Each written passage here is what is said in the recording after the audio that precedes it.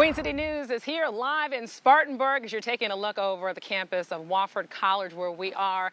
And there's so much excitement in the air. I mean, you don't see a lot of people out right now because, of course, it's very hot. So a lot of people are taking advantage of the air conditioning. But you can just tell as you drive around campus, as you talk with people here, people are very excited that the Carolina Panthers are coming back for another round of training camp. And training camp kicks off tomorrow. First practice at 10:15 in the morning. Now, veterans, they were able to check in today. The rookies, they came in on Saturday. I thought I saw a glimpse of some of the players because when I was coming in, I was driving around, I went the wrong way, and I was like, oh, you know what, from a distance. But the signing, very, very clear as to where you need to be able to go and where you shouldn't go. We're going to talk about that this hour. But I want to bring in South Carolina Bureau Chief Shaquira Speaks. Shaquira, I saw you all around campus as I was looking up and driving around. So I know you were talking to a lot of people. And just as I was talking about that excitement here in Spartanburg, I know you were able to talk to some people and you really saw that too. How is the city planning and preparing for Panthers Nation to come in and all the visitors they're about to see in the next couple of hours? Well, Alicia, before I answer that question, I want you to look at this field that we're in front of. This is one of the fields that the Panthers are training on. New lines, new numbers. They just got done mowing the lawn. Can you believe that it's the 28th year that the Panthers are training here at Wofford College? It's also something that the city has been involved in as well for 28 years. One Spartanburg, the county's marketing and tourism organization, has been preparing and planning for about 2 months, meeting every week with college and city officials, making sure things like security is squared away ahead of the busiest time of the year for the city.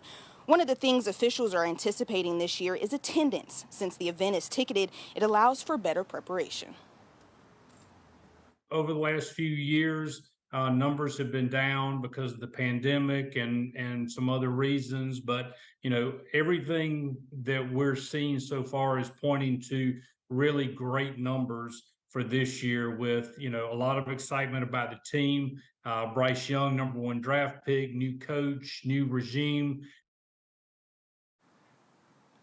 So Dunlap says in 2015, after the Panthers' second Super Bowl visit, attendance skyrocketed. But they're not anticipating the numbers to look like that this year, but they are anticipating for it to look a lot closer to those 2015 numbers. Coming up on the news at 5:30, we'll talk about the economic revenue that they plan to see in Spartanburg. For now, we're in Spartanburg. Shaquira Speaks, Queen City News. Shaquira, and you're right. I mean, that signage cannot be understated. As you just even pull in, you just feel so welcome as a Panthers fan when you are able to see the black and blue everywhere. And it really leads you to where you really need to go. So you don't have to worry about getting lost. But I will tell you, there's some things that you can be able to bring inside the stadium this year and some things that you can't. So let's go over that list. We're going to show that to you right now.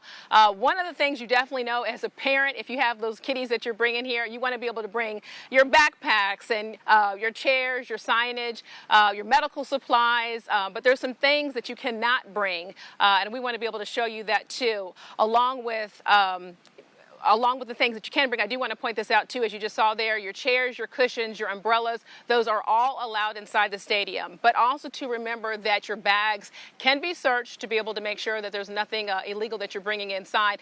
And also new this year that they're asking you to do is to be able to reserve your ticket. And that's what Shaquira was talking about in her story. You can get 6 tickets per family, and you just do that through Ticketmaster. It's absolutely free to come here to training camp. But also here as to what's not allowed, I think we have that we would be able to show you.